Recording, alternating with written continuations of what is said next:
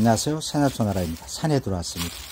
오늘은 산나물 종류들을 초보자 중심으로 간략 설명드리고 상세 설명은 개별 영상에서 상세 설명하겠습니다. 그 첫 번째로 이렇게 갓 올라오는 달의순입니다. 참 부드럽습니다. 이 산속 바위 옆에 이렇게 큰 달의 나무가 있어서 이 새순들이 이렇게 갓 올라오기 시작합니다. 끓는 물에 데쳐서 나물로, 볶음으로 다양하게 식용하고, 양이 많을 때는 묵나물로 해서 끓는 물에 데쳐 가지고 말려서 냉동 보관해서 그때그때 꺼내 먹어도 맛있는 나물 중에 하나입니다. 간이나 위, 장, 또 성 기능에 특히 좋은 나물입니다. 그리고 두 번째로 이렇게 하얀 꽃을 앙증스럽게 피우고 있는 태자삼입니다. 어린 아이처럼 해서 동삼이라고 하는 이 태자삼은 부드러운 순은 나물로 하고 뿌리까지 전초를 살짝 데쳐서 나물 무침해서 먹어도 그 산삼 향이 은은하게 우러납니다. 또 생으로 먹어도 산삼처럼 생으로 먹어도 좋습니다. 뿌리를 보겠습니다. 자양강장에도 특히 좋고 성 기능에도 좋은 효능이 있습니다. 또 기력 회복에도 좋습니다. 이렇게 뿌리가 어린 산삼처럼 생겼다 해서 애기 산삼이라고 합니다. 뿌리의 모습입니다. 그리고 세 번째로 고비입니다. 이 고비는 창고비, 청고비 등 여러 종류 고비들이 있습니다. 그 중에 호랑고비라고 독초인 호랑고비만 먹지 않고 다른 것은 식용을 합니다. 이 고비의 모습입니다. 이렇게 솜털처럼 쌓여 있습니다. 부드러운 어린수는 이 끓는 물에 삶아 가지고 나물로 해서 먹습니다. 또한 이 뿌리는 구척이라고 해서 약재로 사용하는 고비입니다. 자양강장에도 특히 좋고 기력 보강이나 성 기능에도 좋은 고비입니다. 이 고비는 뿌리에서 여러 개씩 올라오죠. 근데 고사리 같은 경우는 한 개씩 올라오죠. 이 고비입니다. 네 번째로 바로 이 기린초입니다. 이 기린초는 이 산의 바위 근처에서 자랍니다. 돌나물 비슷합니다. 돌나물과에 속하는 이 기린초입니다. 부드러운 수는 데쳐서 나물로 해서 먹고 전초는 약재로 사용을 합니다. 각종 암 예방에 특히 좋은 효능이 있습니다. 그리고 다섯 번째, 연삼입니다. 처음에는 잎이 3장 올라오다가 크면서 잎이 5장이 됩니다. 그리고 이 연삼은 크면서 잎 모양이 다양하게 변합니다. 뿌리는 산삼뿌리 형태를 취합니다. 이 연삼 어린 잎의 모습입니다. 관절, 허리 통증 등에 특히 좋은 효능이 있습니다. 산지에 보면은 주로 물, 계곡 근처, 약간 습한, 그늘진 곳, 그런 곳에서 주로 많이 자생을 합니다. 이 부드러운 순잎은 데쳐서 나물로 해서 먹습니다. 그리고 뿌리는 주 약재로 이 뿌리를 사용합니다. 연삼입니다. 여섯 번째로 이 산지에 주로 사람들 눈에 많이 띄는 그런 곳에서 봅니다. 국수나무 순입니다.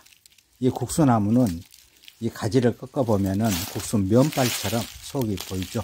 그래서 국수나무라고 하고, 이 부드러운 어린 수는 데쳐서 나물로 해서 먹고 전초는 약재로 사용을 하는 이 국수나무입니다. 이 국수나무는 특히 당뇨 같은 데 좋은 효능이 있습니다. 어린 순의 모습입니다. 살짝 데쳐서 나물로 먹습니다. 그리고 일곱 번째로 이렇게 다른 나무를 타고 자랍니다. 잎의 모습이고 청밀의 덩쿨입니다. 이 청밀의 덩쿨은 망개나무라고도 하죠. 이 청밀의 덩쿨 부드러운 어린 수는 데쳐서 나물로 해서 먹습니다.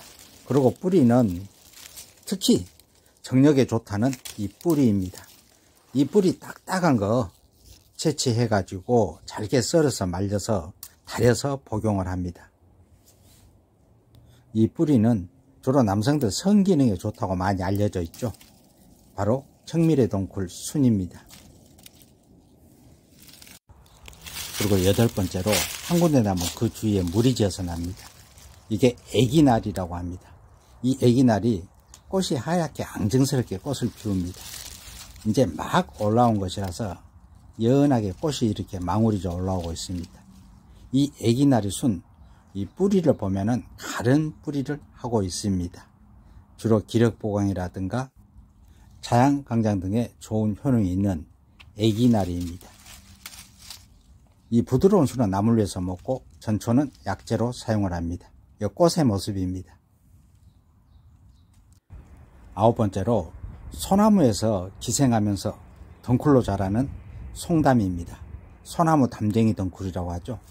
이 소나무 담쟁이 덩굴은 1cm가 크려면 한 10년이 걸립니다.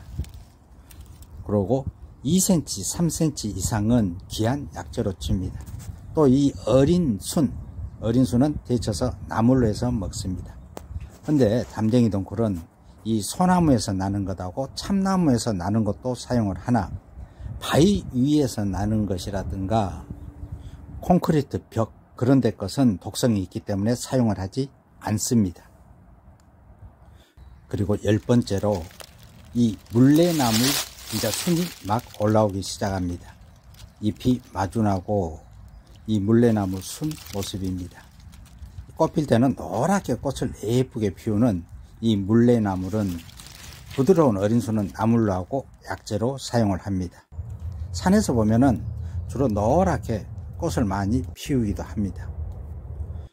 그리고 11번째로 산속에 약간 그늘진 쪽에 이렇게 새순들이 올라오고 이제 잎들도 무성하니 올라오기 시작합니다. 둥굴레입니다. 이 둥굴레가 이제 잎을 올리고 있습니다. 꽃망울도 맺히고 있습니다. 그리고 이제 이 옆에는 이제 갓 올라오는 어린 순 모습도 있습니다. 이 둥굴레는 부드러운 어린 순은 나물로 하고 이 뿌리는 니은자 형태로 길게 뻗죠. 그걸 채취해서 말려서 약재로 사용을 합니다. 순이 올라올 때는 대나무 순처럼 올라온다 해서 옥죽이라고 하고, 또 뿌리는 말리면 노란 황금색을 띠죠. 해서 황정이라고 부릅니다. 고혈압, 당뇨 등에 특히 좋은 효능이 있습니다. 그리고 12번째로 이 산속에서 이렇게 꽃을 참 예쁘게 피우고 있는 각시붓꽃입니다. 붓꽃 종류도 참 여러 가지가 있습니다. 이 약재로 사용하는 이 각시붓꽃은 이게 꽃이 이쁘다고 집에 갖다 옮겨 심으면 100% 살리기가 어렵습니다. 그 환경 여건이 다르기 때문에 이렇게 살 수가 없는 것 같습니다. 그래서 그대로 산에 놓고 눈으로 이렇게 구경하는 정도로 만족하시고 각시붓꽃이었습니다. 13번째로 자리공이 이제 갓 새순을 올리고 있습니다. 자리공의 어린 순 모습입니다. 장록이라고도 부르는 이 자리공은 유독식물입니다.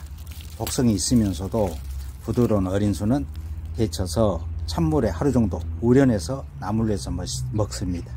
맛있는 나물 중에 하나입니다. 또한 이 뿌리는 약재로 사용을 하는데 독성이 있기 때문에 함부로 사용해서는 안 되지만, 뿌리를 캐보면은 껍질은 노란데 속은 하얗습니다. 끊어보면 뚝뚝뚝뚝 끊어집니다. 관절이나 허리 통증 등에 특히 좋은 효능이 있습니다. 14번째로 이 묘지 근처 그런 데 주로 많이 있습니다. 조개나물입니다. 다화근골초라고 합니다. 뼈 건강에 특히 좋습니다. 부드러울 때 나물로 먹고 약재로 사용을 하는 다화근골초입니다. 15번째, 산속에 이제 새순이 갓 올라옵니다. 시든 줄기도 그대로 있는데 새순이 올라옵니다. 만져보면은, 비벼보면은 그 향이 참 좋습니다. 바로 배초향입니다. 이 배초향은 나물로 약재로 사용을 합니다.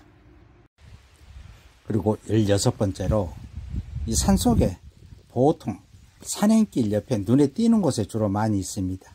맑은 대쑥입니다. 쑥 종류 중에 하나입니다.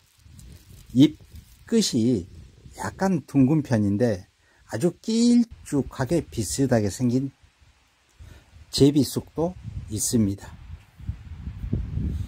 나물로해서 먹기도 하고 전초는 약재로 사용하는 맑은 대쑥입니다.